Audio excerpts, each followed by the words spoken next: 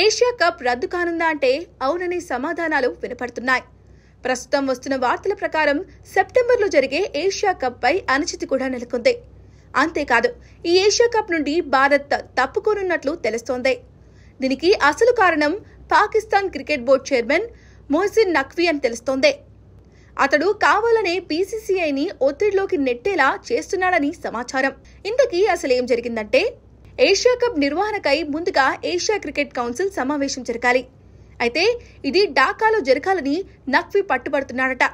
కానీ బీసీసీఐ ఇందుకు నిరాకరించింది.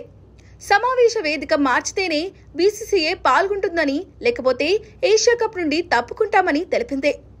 దానికి ఒక కారణం ఉంది. గత 3 నెలలుగా ఇరు దేశాల మధ్య నెలకొన్న పరిస్థితుల కారణంగా ఈ సమావేశానికి ఢాకా వెళ్లదని బీసీసీఐ తెలిపింది. కానీ నఖ్వీ బీసీసీఐపై ఒత్తిడి తెచ్చేందుకు ఇక్కడే సమావేశం జరగాలని చూస్తున్నాడట. దీనిపై ఇప్పటికే ఒక బీసీసీఐ అధికారి పర్సనల్ గా నఖ్వీతో మాట్లాడినట్లు సమాచారం. కానీ నఖ్వీ నుండి ఎటువంటి స్పందన రాలేదట.